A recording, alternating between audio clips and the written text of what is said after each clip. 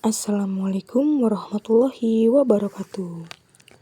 Halo teman-teman semuanya. Hari ini kita akan mempelajari tentang salah satu bagian penting dalam sejarah Indonesia, yaitu kerajaan-kerajaan pada masa Hindu-Buddha.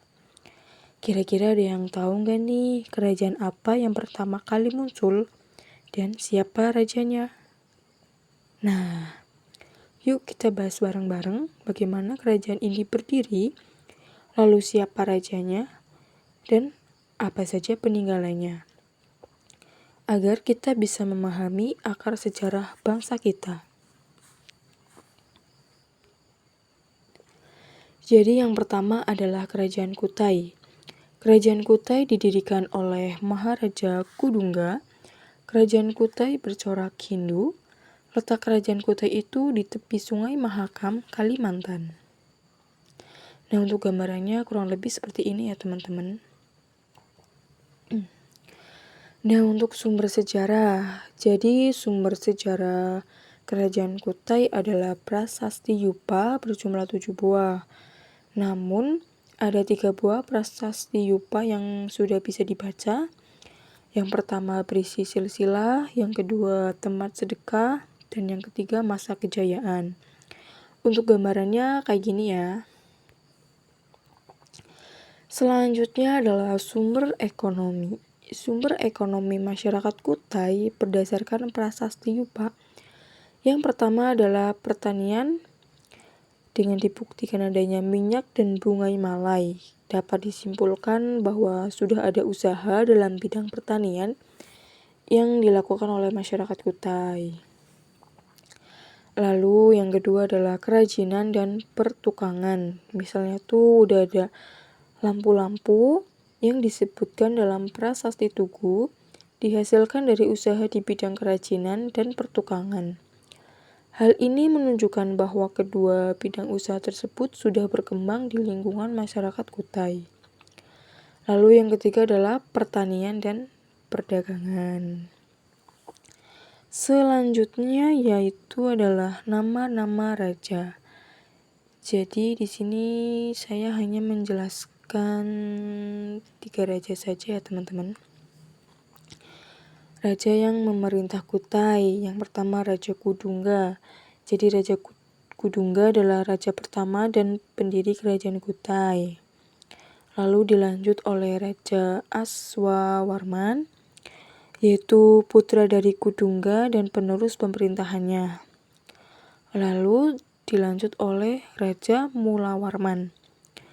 Nah, Raja Mulawarman itu adalah anak dari Aswawarman dan cucu dari Kudungga. Pada masa pemerintahan Raja Mulawarman itu mencapai masa puncak kejayaan dan keemasan kerajaan Kutai. Selanjutnya membahas tentang runtuhnya kerajaan Kutai.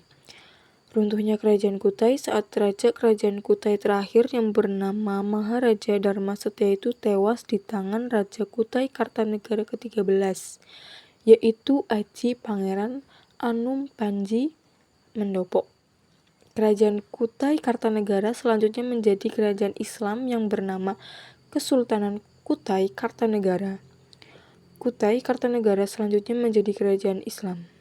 Sejak tahun 1735, kerajaan Kutai Kartanegara yang semulanya rajanya bergelar pangeran berubah menjadi bergelar sultan, yaitu Sultan Aji Muhammad Idris, dan hingga sekarang disebut Kesultanan Kutai Kartanegara. Nah, jadi kerajaan Kutai adalah kerajaan tertua di Indonesia pada masa Hindu-Buddha. Nah, untuk pendirinya yaitu Raja Kudungga. Jadi gitu ya teman-teman. Selanjutnya adalah Kerajaan Tarumanegara. Selanjutnya adalah Kerajaan Tarumanegara. Letaknya ada di Jawa Barat di tepi Sungai Cisadane, Banten. Pusatnya di Sundapura, Bekasi. Didirikan oleh Raja Diraja Guru Jaya Singawarman. Sumber sejarahnya tuh ada Prasasti Cirauteun. Nah, kurang lebih gambarnya seperti ini. Lalu ada Prasasti Jambu Koleyangka, gambarnya seperti ini ya teman-teman. Lalu ada Prasasti Pasir Awi, seperti ini gambarnya. Lalu ada Prasasti Muara Cianten, kayak gini ya teman-teman. Lalu Prasasti Kebun Kopi, seperti ini, kurang lebih gambarnya. Lalu ada Prasasti Tugu, seperti ini ya teman-teman gambarnya. Lalu ada Prasasti Lebak Cidangyang, nah kurang lebih itu seperti ini. Serta yang terakhir adalah situs Pasir Awi. Kurang lebih gambarannya seperti ini. Nah, Kerajaan Tarumanegara itu beragama Hindu, sistem ekonominya adalah perdagangan, lalu ada pertanian dan peternakan. Runtuhnya Kerajaan Tarumanegara itu sekitar abad ke-7 yang disebabkan oleh penyerangan Sriwijaya.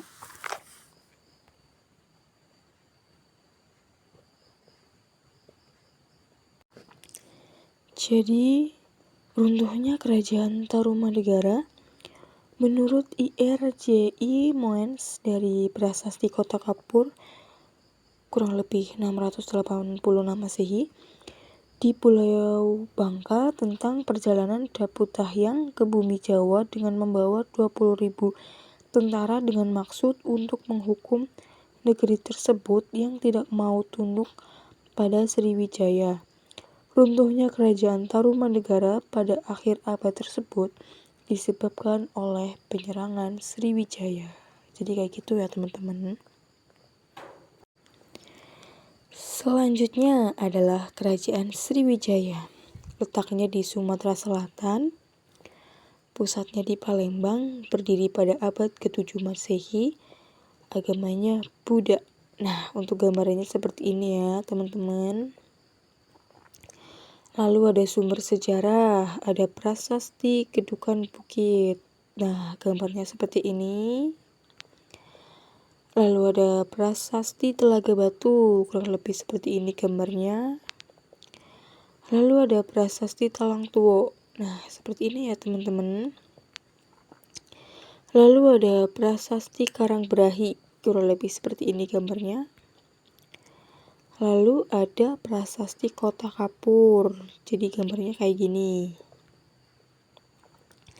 Selanjutnya ada Prasasti Ligor. Nah, gambarnya tuh kayak gini ya. Nah, kemunduran Kerajaan Sriwijaya itu pada abad ke-17 Masehi. Faktor kemundurannya itu faktor alam, faktor ekonomi, dan faktor militer. Untuk yang faktor alam, jadi Kerajaan Sriwijaya mengalami kemunduran karena kota Palembang semakin jauh dari laut. Hal tersebut terjadi karena adanya pengendapan lumpur yang dibawa oleh Sungai Musi dan sungai lainnya. Hal ini menyebabkan kapal-kapal yang dagang ke Palembang semakin berkurang. Selanjutnya yaitu faktor ekonomi. Jadi kota Palembang yang semakin jauh dari laut menjadi tidak strategis lagi karena tidak banyak kapal dagang yang singgah, sehingga kegiatan perdagangannya menjadi berkurang. Akibatnya pajak sebagai sumber pendapatan semakin berkurang. Hal ini memperlemah posisi Sriwijaya. Selanjutnya yaitu faktor militer. Dalam segi militer, kemunduran Sriwijaya disebabkan adanya serangan militer dari kerajaan lain. Salah satunya serangan kerajaan Majapahit yang dipimpin oleh Adityawarman atas perintah Mahapatih Gajah Mada pada tahun 1477 yang mengakibatkan Sriwijaya menjadi taklukan Majapahit. Akibat beberapa serangan tersebut, berakhirlah peranan Sriwijaya sebagai kerajaan maritim sekaligus sebagai kerajaan yang bertaraf nasional pertama. Jadi kemundurannya tuh sejak abad ke-13 Masehi, Kerajaan Sriwijaya menjadi kerajaan kecil dan wilayahnya terbatas pada daerah Palembang. Kerajaan Sriwijaya yang kecil dan lemah akhirnya dihancurkan oleh Kerajaan Majapahit tahun 1377 Masehi. Jadi gitu ya terkait tentang Kerajaan Sriwijaya. Selanjutnya Kerajaan Mataram kuno. Nah, letaknya itu ada di Jawa Tengah. Di Kerajaan Mataram kuno itu terdapat 2 candi besar, yaitu Candi Borobudur dan Candi Prambanan. Agama resmi Kerajaan Mataram kuno atau Medang pada masa pemerintahan Sanjaya adalah Hindu aliran Siwa. Lalu pada masa Wangsa Sailendra berkuasa, agama resmi kerajaan berganti menjadi Buddha aliran Mahayana. Nah, untuk gambarnya seperti ini. Nah, ini Candi Borobudur ya teman-teman. Gambarnya tuh seperti ini. Nah, ini Candi Prambanan, kurang lebih gambarnya seperti ini. Untuk sumber sejarahnya yaitu prasasti Canggal ditemukan di kompleks Candi Gunung Wukir, Desa Kadiluwi, Kecamatan Salam. Nah, ini tuh isinya tentang asal-usul Sanjaya. Gambarnya kayak gini. Nah, yang kedua ada prasasti Mantiasih ditemukan di Kampung Meteseh Kidul. Prasasti ini berasal dari Wangsa Sanjaya. Gambarnya kayak gini, teman-teman. Selanjutnya itu tentang pindahnya Kerajaan Mataram kuno. Menurut teori Van Bamelen, perpindahan Istana Medang dari Jawa Tengah menuju Jawa Timur disebabkan oleh letusan gunung Merapi yang dahsyat. Nah, konon itu sebagian puncak gunung Merapi hancur. Kemudian lapisan tanah bergeser ke arah barat daya sehingga terjadi lipatan yang membentuk Gunung Gendol dan lempengan pegunungan menoreh. Di Jawa Timur ini, Empu Sindok melanjutkan Kerajaan Medang Kamolan.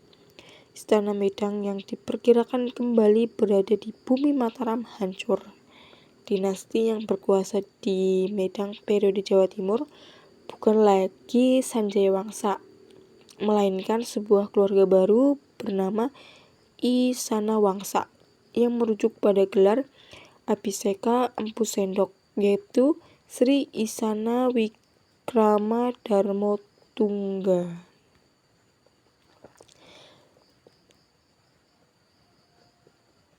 Nah, gitu ya terkait Kerajaan Mataram kuno.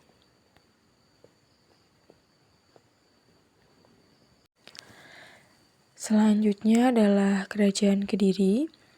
Letaknya itu di Jawa Timur, berpusat di Daha atau sekarang kita kenal dengan Kota Kediri. Asal-usul Kota Daha berasal dari Danapura, artinya kota api. Mengenai lokasi Kerajaan Kediri ini, bersumber dari salah satu prasasti peninggalan yang berhasil ditemukan, yakni Prasasti Pamwatan. Prasasti ini dikeluarkan oleh Raja Airlangga, raja pertama sekaligus pendirinya. Nah, untuk gambar Kerajaan Kediri kurang lebih seperti ini ya. Selanjutnya kita akan bahas mengenai seni sastra Kerajaan Kediri. Yang pertama yaitu ada Kitab Kresnayana, ditulis pada masa pemerintahan Raja Jayawarsa. Lalu kedua yaitu ada Kitab Bharatayuda, dibuat pada masa pemerintahan Raja Jayabaya, yang ditulis oleh Empu Sedah dan Empu Penuluh. Lalu yang ketiga ada Kitab Arjuna Wiwaha, dibuat pada masa pemerintahan Raja Jayabaya, ditulis oleh Empu Kanwa. Nah, dalam kitab ini itu diceritakan kisah perkawinan Raja Airlangga dengan putri dari Kerajaan Sriwijaya. Nah, untuk gambaran seni sastranya tuh seperti ini. Selanjutnya membahas tentang runtuhnya Kerajaan Kediri. Jadi, keruntuhan Kerajaan Kediri itu bermula ketika terjadi perselisihan antara Raja Kertajaya dengan kaum Brahmana. Kaum Brahmana tersebut meminta pertolongan dari seorang yang bernama Ken Arok. Ken Arok ini merupakan pemimpin dari daerah Tumapel yang sangat ingin memisahkan diri dari kerajaan Kediri. Karena selama ini tuh kerajaan Tumapel merupakan bawahan dari kerajaan Kediri. Pertempuran antara kerajaan Kediri dengan rakyat Tumapel yang didukung penuh oleh Ken Arok terjadi di daerah Desa Ganter atau daerah-daerah sekitarnya. Hingga akhirnya pasukan yang dipimpin oleh Ken Arok berhasil mengalahkan pasukan Kediri yang dipimpin oleh Kertajaya pada tahun 1222 Masehi. Setelah kerajaan Kediri kalah, maka menjadi wilayah bawahan dari kerajaan Singosari, Tumapel yang dipimpin oleh Ken Arok. Nah, kerajaan Kediri dikuasai oleh kerajaan Singosari. Begitu. Jadi gitu ya guys. Selanjutnya kerajaan Singosari. Letaknya itu diperkirakan di sekitar Supit Urang, yakni lahan di sekitar pertemuan antara Sungai Brantas dan Sungai Bango. Raja pertama Singosari adalah Sri Maharaja Diraja Sri Kertanegara. Raja yang terkenal di Singosari adalah Rangga Rajasa. Untuk gambaran kerajaan Singosari itu seperti ini. Selanjutnya yaitu agama. Nah, pada masa kerajaan Singosari itu terjadi sekatisme antara agama Hindu dan Buddha hingga akhirnya melahirkan agama Siwa Buddha yang pemimpinnya itu diberi jabatan Dharma Tyaksa. Sedangkan Kartanegara menganut agama Buddha Mahayana. Kerajaan Singosari mencapai puncak kejayaannya pada masa pemerintahan Raja Kertanegara yaitu tahun 1268 sampai 1292 Masehi. Untuk selanjutnya itu membahas mengenai runtuhnya kerajaan Singosari. Jadi runtuhnya kerajaan Singosari itu pada saat Jayakatwang yang merupakan sepupu atau ipar sekaligus besan dari Kertanegara berhasil mengalahkan kerajaan Singosari dan Kertanegara pun terbunuh. Jayakatwang kemudian memindahkan kerajaan tersebut menjadi kerajaan baru di Kediri. Bersama itu pula kerajaan Singosari runtuh.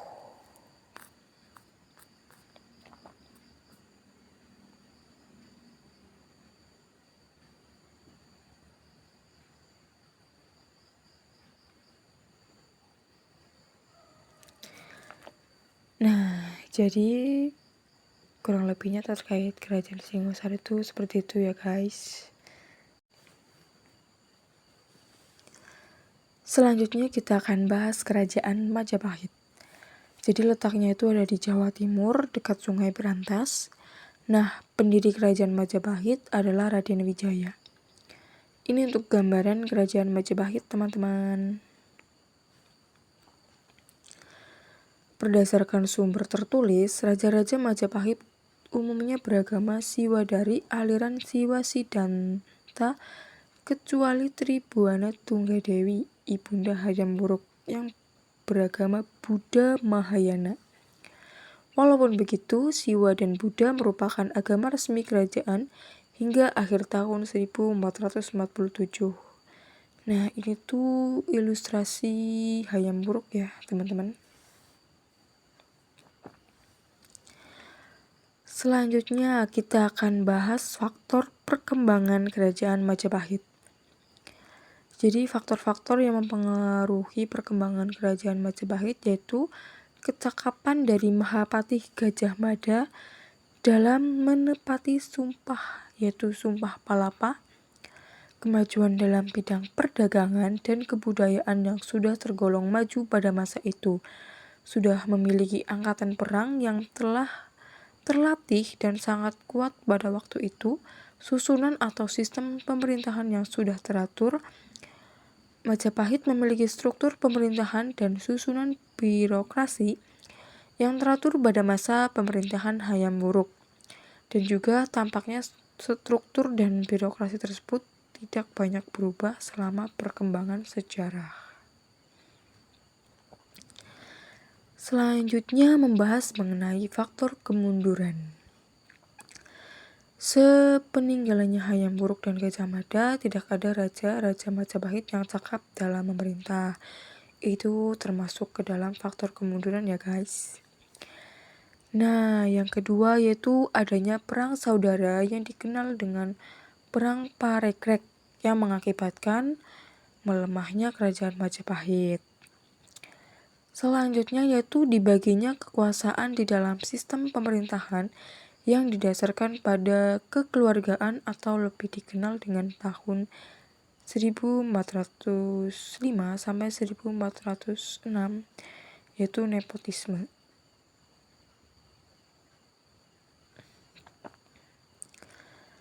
Lalu faktor kemunduran di bidang perdagangan disebabkan karena Majapahit tidak mampu lagi melindungi pusat-pusat perdagangan yang sangat luas itu. Pemberontakan yang dilakukan oleh seorang bangsawan Majapahit Brekertabumi tahun 1468 dan ekspansi Kesultanan Demak ke wilayah-wilayah Majapahit baik di pesisir maupun pedalaman Pulau Jawa. Itu juga termasuk faktor kemunduran kerajaan Majapahit. Jadi kerajaan Majapahit itu didirikan oleh Raden Wijaya pada tahun 1293. Nah, untuk zaman keemasan itu 1350 sampai 1389 di bawah pemerintahan Hayam Wuruk. Lalu untuk kemundurannya itu karena Hayam Wuruk itu wafat sehingga Majapahit mulai mengalami kemunduran. Jadi kerajaan-kerajaan yang tertua di Indonesia pada masa Hindu-Buddha itu ada yang pertama Kerajaan Kutai, lalu yang kedua Kerajaan Tarumanegara, lalu yang ketiga ada Kerajaan Sriwijaya, selanjutnya ada Kerajaan Mataram kuno atau Medang, lalu selanjutnya ada Kerajaan Kediri, selanjutnya ada Kerajaan Singosari, dan Kerajaan Majapahit. Kurang lebihnya seperti itu. Mohon maaf masih banyak kekurangannya. Sekian dari saya. Terima kasih. Wassalamualaikum warahmatullahi wabarakatuh.